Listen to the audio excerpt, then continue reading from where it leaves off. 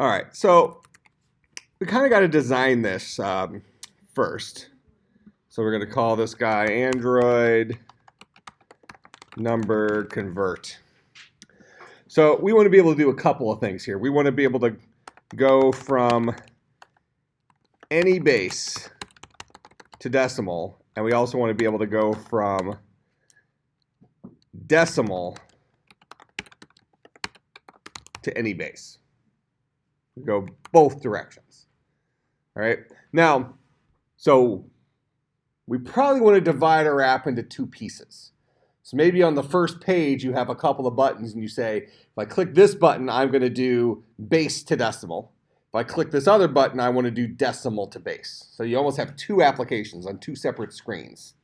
Okay, so I'll have to show you how to get to, launch multiple screens in Android. So we'll do that real quick, and then we'll think about how the interface needs to look for each of those screens to kind of conveniently make this app. So what we're doing is we're effectively programming what we learned to do today in terms of converting. And I'll say this. You cannot, for the assignment, use any built-in conversion functions. You have to do it manually through loops and stuff like that. I want you to go through the process of writing software to do this because that's the best way to understand this stuff. It's not going to be helpful to just use integer parseInt that has a built-in base version to it and we'll let you do the conversion instantaneously.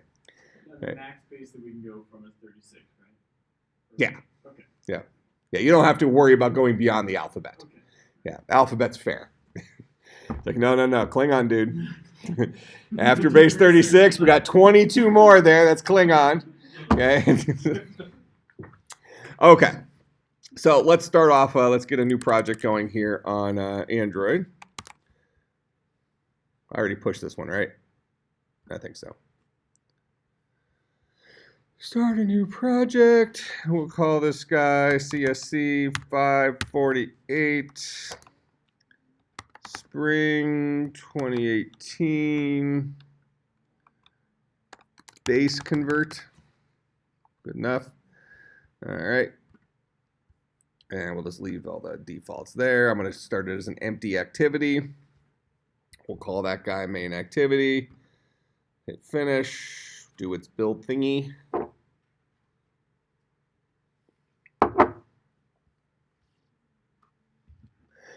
Like Gradle finish its thingy.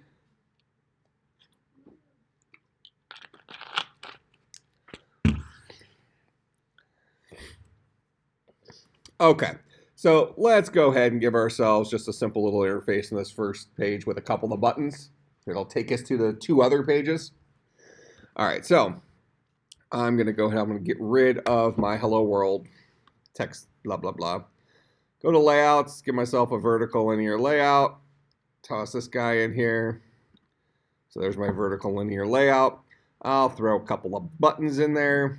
I'll refrain from using pretty buttons, so feel free to do whatever you'd like to do with that, Chica. It'll make the buttons look better. I'm fine with that. So throw a couple of buttons in here. All right. And so let's call this. We'll put the text in this guy. Decimal to base, and we'll put the text on this guy to be base to decimal. All right, and we'll go ahead and let's get these guys centered on the screen so they're kind of here in the middle instead of all the way up at the top. So we do that with gravity. So I'll go to my linear layout thing here. I'm going to set the gravity for this guy to center. So that'll suck them into the very middle. All right. So then if you want to really make this fancy, you can put a picture here in the middle or something like that with like zeros and ones or something. But, leave that for the end user if you'd like to make your interface fancier here. What's hooked on phonics worked for me. All right, so let's go ahead and give ourselves a couple of functions to respond to the on clicks for these guys. So we'll go in here and I'm going to fix this because I hate the way those curly braces work like that. I'm going to guess that you program with the opening curly brace here, right?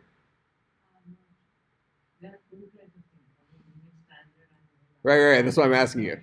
So do you use this, right? I used to, I'm saying. Hate that. You know where that originally came from? You know why people started putting it like this rather than having the curly braces on the same line or on top of each other? You can see where it begins and ends. It's textbooks. Save a couple of lines of printing. So it's like, oh, it's more compact. Hate it. All right, so give ourselves a couple of methods here. So public void decimal to base button clicked view v is a parameter. Big money, big money.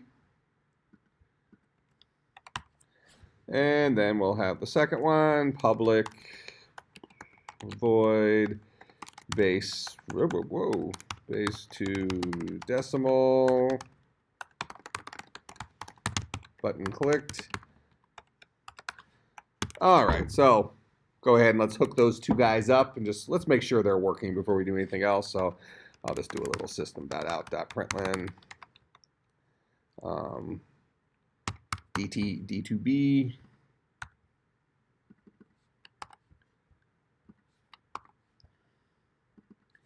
B2D. Go back to activity main here, set the on clicks for these couple of guys. So this is going to be our decimal to base. So go to the on click. There's that guy. Go to the on click for this guy, base to decimal. All right, let's go ahead and launch this and just make sure the two buttons are calling those functions so we know we're starting from a good starting point.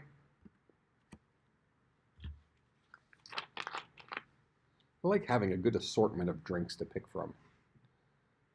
It's the only way to have class.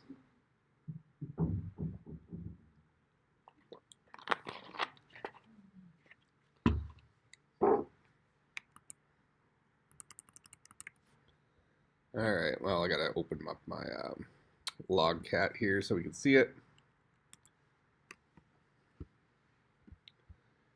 All right, so D2B, B2D.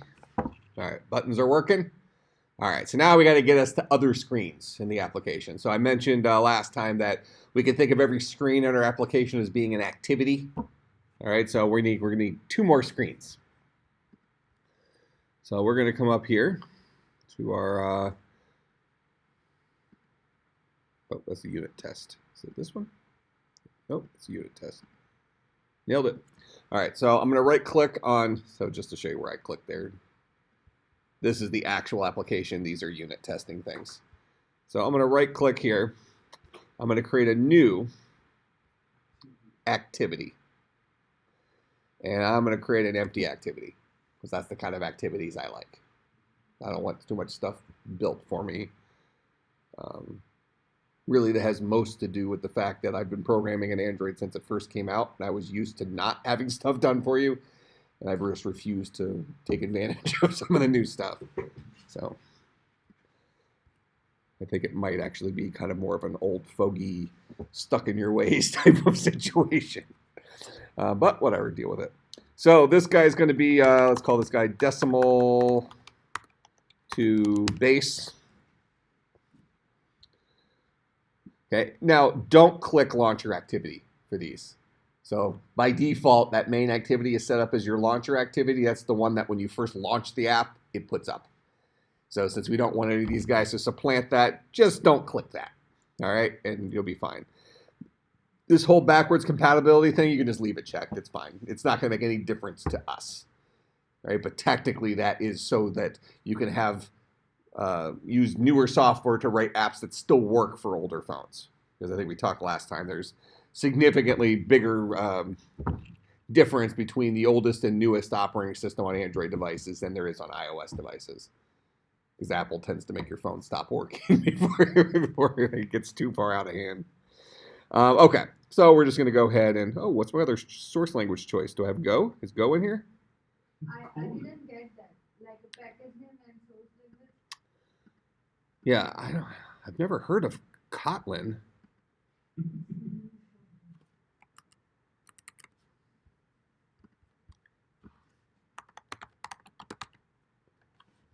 I assume maybe it would be Google Go. Kotlin for Android is a great fit for developing Android applications. Let's see this guy.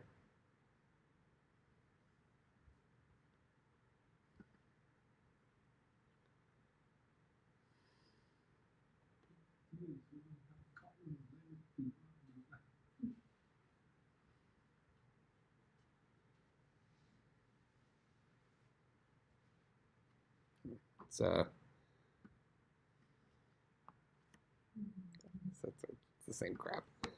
Yeah. So, maybe this is kind of their answer to Swift.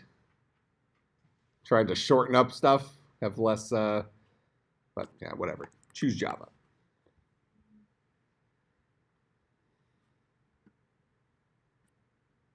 All right, so go ahead and hit next there. I'm also going to go ahead and create the other activity while we're at it here. So we're going to create a base to decimal activity. So I'll say new activity, empty activity,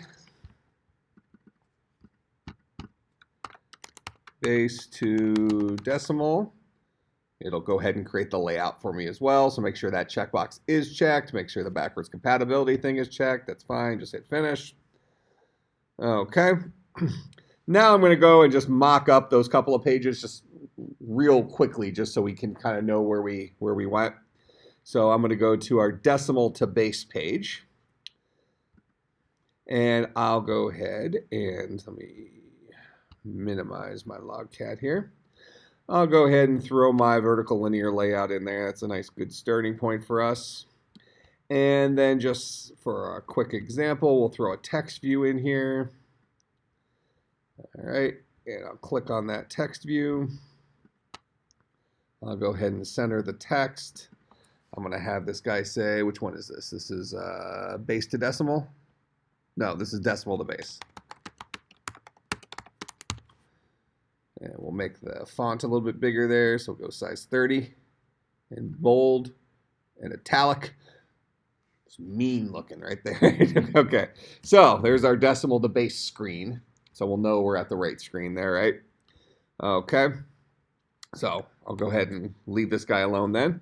And now I'm going to go over to the other one. This is the base to decimal screen.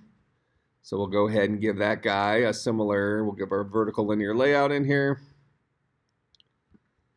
Then I'll go ahead and throw a text view in there. This guy will be base to decimal.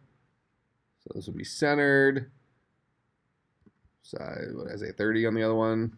Bold, italics. Okay. So those are our headers for our two different screens, so we kind of will know we went to the right place. So we want to launch another activity from our first activity to get us to these other screens. All right. So we'll go back to our main activity. So when somebody clicks the decimal to base button, we want to launch the activity associated with decimal to base. In order to do that, we need something called an intent. We intend to go to another screen. So we're going to create an intent I is equal to a new, let me do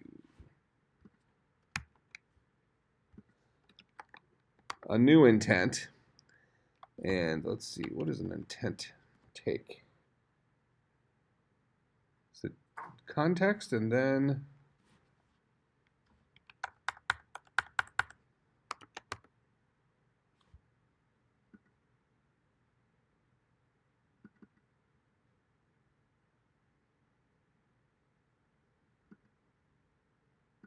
give me my options.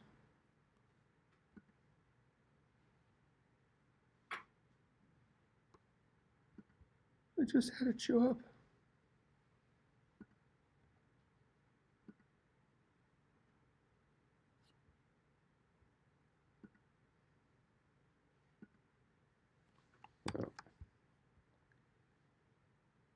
I think this guy wants the context, and then he wants the, this is going decimal to base dot class. Yeah, I think that's right. All right, so we create an intent saying we're leaving this current context where we currently are sitting, and we're going to this place. So create an instance of my decimal to base class. And then we use the current activity. So this dot start activity given an intent. So our intent was called I. Like that. Similarly, I'll copy this, go down here, paste that in there. This one we're going to base to decimal class and start that activity. All right, so we're going to say, what do we intend to do? We intend to leave this place. That's where we currently are. That's our current context. Go to this place. And then we tell the current activity to go ahead and start the activity based on the intent we just built. So let's run this, make sure our two buttons now take us to our new places.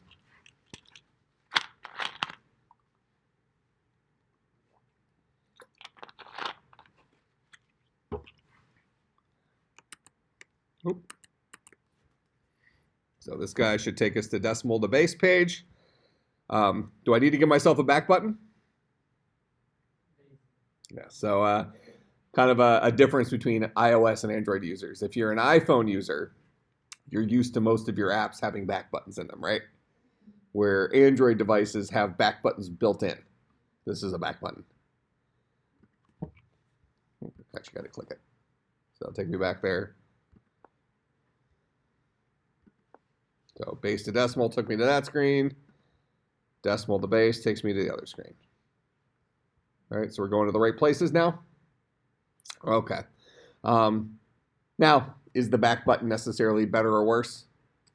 Kind of makes sense maybe to have one built in just because every app is going to have to go back to previous screens, but I'm not sure it's that necessarily big deal. All the devices are now going to gestures and stuff anyway, so you're just going to swipe to go back before too long. Pick your poison.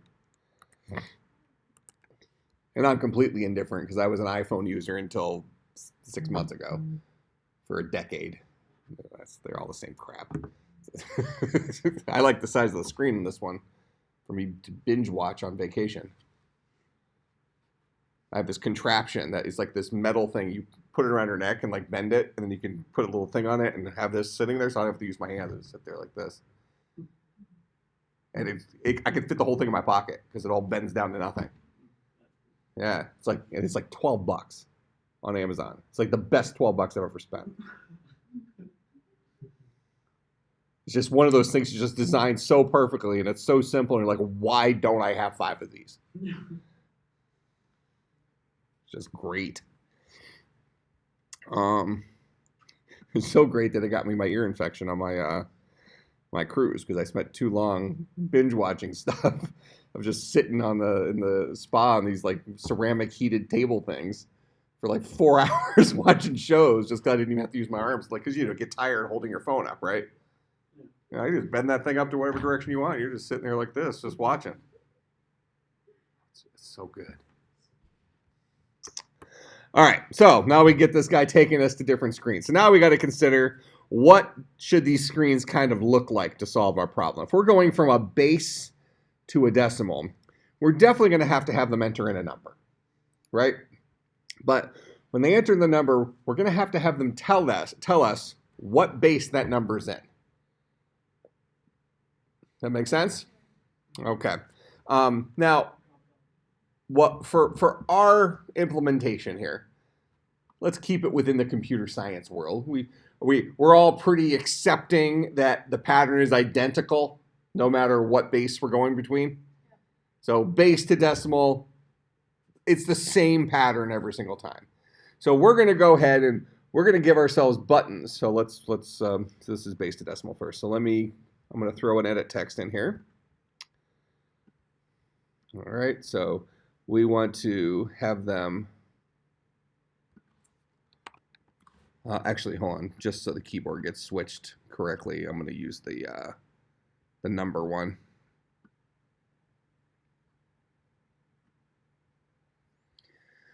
I'll set the hint. I'm going to say enter number. And we'll center that guy. All right. Now, I'm going to give us a button. So we're going to have to put in what base. When we click the button, we're ultimately converting it to decimal. So we know we're going to have a decimal answer. So we're going to have 4 buttons. We're going to have binary, decimal, octal, hex. Make sense? For what base that number is currently in to convert to decimal. So I'm going to put those guys right next to each other. So what I'm going to put in here next is I'm going to put a horizontal linear layout. And then I'll throw 4 buttons in there. There's 1. There's 2. There's 3. There's 4. So there's my 4 buttons. I'm going to set my horizontal linear layout height to wrap content. That way it doesn't necessarily take up the whole screen. Okay, so it just wraps those buttons. I'm going to go ahead and change the text on my buttons. So we'll just have the base go, we'll just put the number on there for the base. So this is going to be base 2, base 10, actually, sorry, base 8, base 10, base 16. So that handles our various bases. Then we're going to have an answer that's going to come out of there. So we'll go ahead and give ourselves a text view. And let's center this guy. And we'll make make the text a little bit bigger. So let's go to 24. In bold. Is what the cool kids do. All right. All right, and this guy is going to be called answer TV. Make sense? This guy is going to be called input ET. It's going to be your input value. So type in a value here, click one of these buttons, convert that to decimal. We can have generic instead of buttons, another text. Say this who? We can have a generic mode instead of having buttons. Put another text or enter whatever the base is. Yeah, if you want to make it generic, you can do that. I don't care. But I mean, really, this covers the computer science stuff, right? And since we've all agreed that the pattern is identical anyways, it doesn't actually matter. You would implement it the same way as you're going to do it here. Just here, you're going to either pass a 2, an 8, a 10, or a 16. Or a 10, whatever you type in here should spit out here. But go ahead and implement the pattern. Yeah, so if you want to make your interface different, that's fine. I don't. Yeah, you can do drop down. Make your drop down. Make sure you use curvy buttons. Pink curvy buttons. Sure. All right, so let's just go ahead and connect these up. So I'm going to give myself 4 little functions real quick. So I'm going to go, this is my base to decimal, so I need to go into my base to decimal thing. I'll go ahead and create 4 little functions there. I'm going to give myself access, programmatic access to that. So private edit text, input ET, private text view, answer TV.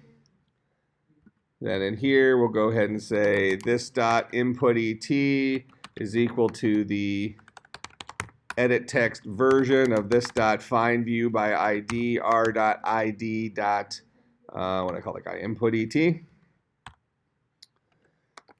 This dot answer TV is equal to the text view version of this dot find view by ID r dot ID dot what I answer TV. So now I have programmatic access to those dudes. All right, so I've connected the dots. That's another example of MVC. All right, so now let me give myself my couple of functions. So public void, let's call this guy base2 button pressed.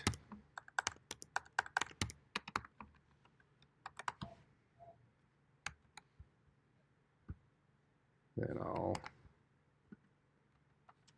steal this guy. This is base 8, base 10, base 16. Can't we assign same function to all? You absolutely could. We can. Yeah. I don't know that it's worthwhile doing it for this one, but you certainly could. Instead of having 4 functions. You would have one function, but then you'd have to programmatically name the buttons. Yeah. And then you'd have to ask, Yeah. is V equal to button 2, button 8, button 10, button 16? So it's probably a toss-up at the end. If I'm giving you a starting point, this probably is the cleaner structure.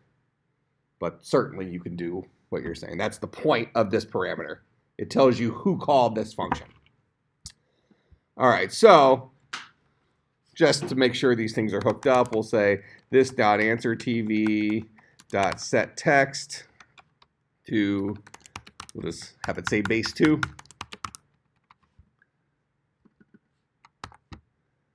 This will say base 8. This will say base 10. This will say base 16.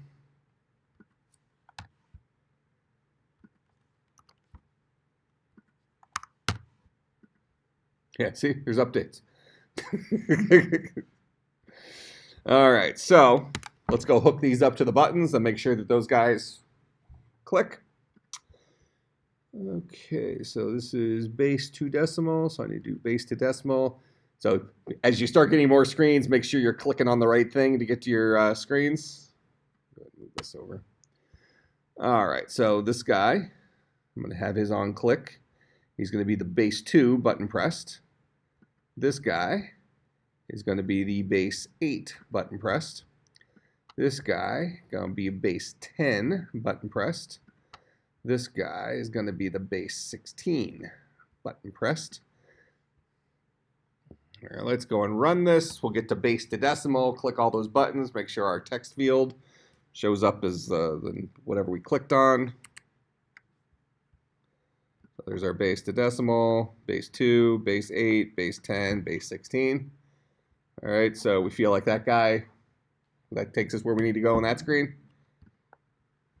Or do you want me to write the conversion part too?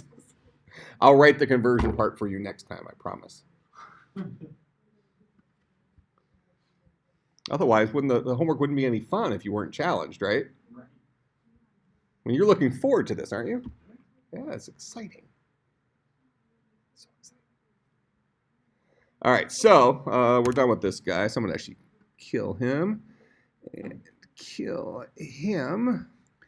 And then let's go over to our decimal to base. So our decimal to base, we need to read in the decimal number. And then we need buttons for our bases that we're converting it to. So pretty similar type setup. In fact, here, if you want to see a kind of a fast way of doing this, I'm going to go back in. We go to my resources here. I'll go into my layout. I'm going to go into my base to decimal, the guy we've already designed. I'll go into my text in here. And what I'm going to do is I'm going to grab, so this is following my text view, so I'm going to grab all of this stuff.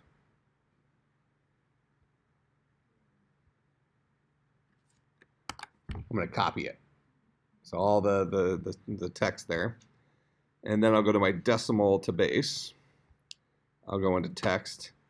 And then right after this text view, I'll go ahead and paste all that stuff in there. All right, so we're going to be putting in a decimal number here. You convert to the base. So this is input ET. This guy is going to be answer TV. You're going to say, what base am I converting that decimal number to?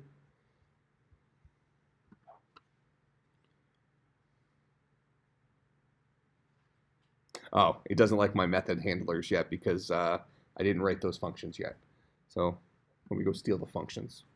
Let's just do all of it. So this is base to decimal was the other one, right? So here's my, oh my gosh, it fixed it. Oh, I hate that. I feel better now.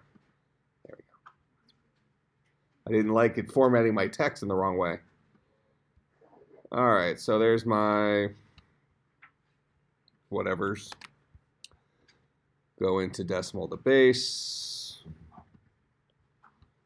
We will throw the same jazz in there.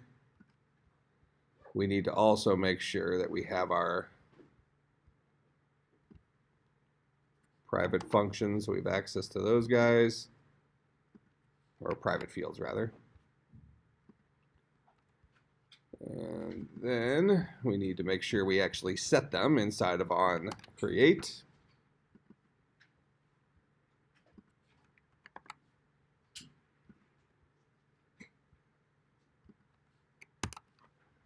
Okay.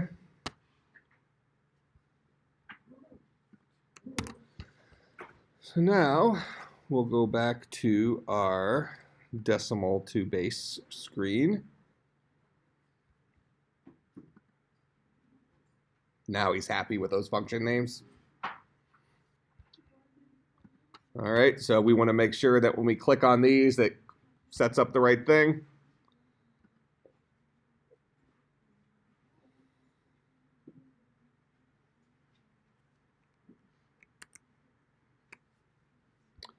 All right, so decimal to base, base 2, base 8, base 10, base 16. Hit the back button, hit it better. Base to decimal, there's 2, there's 8, there's 10, there's 16.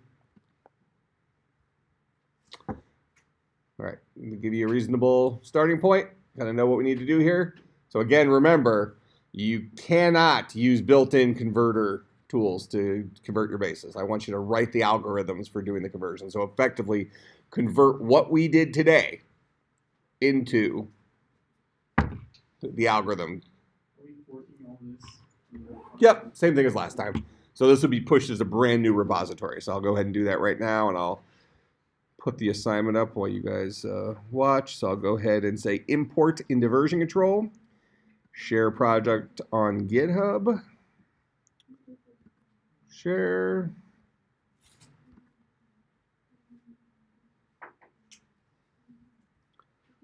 I'll go grab the link here.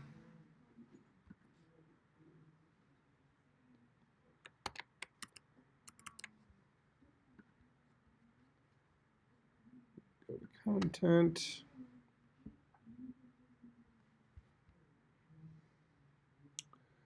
And this is going to be homework 2.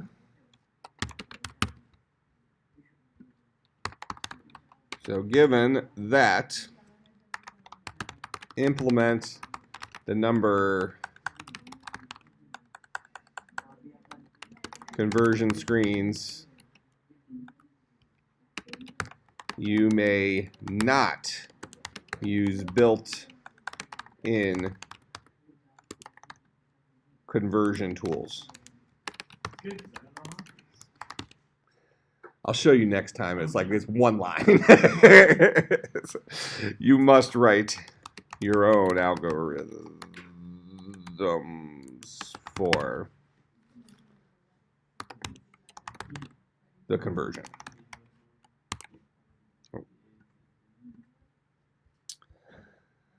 Now, one thing I'm kind of really trying to do with this is whenever you want to learn a new technology. So some of you already knew some of this conversion stuff today. Some of you didn't. Some of you were rusty and this was a good refresher, whatever. But take the conversion stuff out of the equation and say, let's say there's something else you're interested in that you want to learn about. As a computer scientist, the best thing you can do, learn how to do it by hand, write a program that does it. It might feel like you're kind of wasting your time, or there's already programs, there's already conversion tools out there. To truly get a mastery of something that's computer science related, if you can implement it in software, heck, your implementation might not be as good as whoever professionally did it, right? But if you can do that in software, you'll know a lot more about how it's working under the hood. A good example of this is something I'm working on with Van right now. A lot of you have heard of Bitcoin and blockchain and all this stuff. But these things are all, they're all very related to computer science, but they're all kind of buzzwordy, right? Those are two separate things. Blockchain means one thing. Bitcoin is one thing you can create with blockchains. But until you actually understand how those algorithms work, you can go watch a video and say, well, how does the SHA-256 Bitcoin algorithm work? And you can watch some guy do it by hand. Well, then, if you really want to really get a grasp on it, go write a piece of software that does it for you. That effectively is the mining process. Now, fine, your stupid Java application is not going to mine Bitcoin as fast as these integrated circuits that somebody has created over in China. But you'll understand how it all works because you wrote the software for it. There's a lot of value in implementing things, even if you're not reinventing the wheel. Make sense? All right, let me finish putting this up here, and then we'll get the...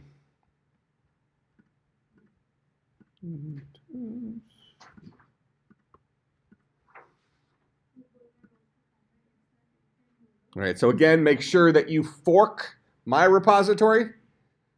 So it's on your account, then check it out from your account. Otherwise, you're going to have a lot of trouble pushing your changes back to my repository. All right, questions, comments, concerns, bribes. All right, I will see everybody next Thursday. Drive safe going home.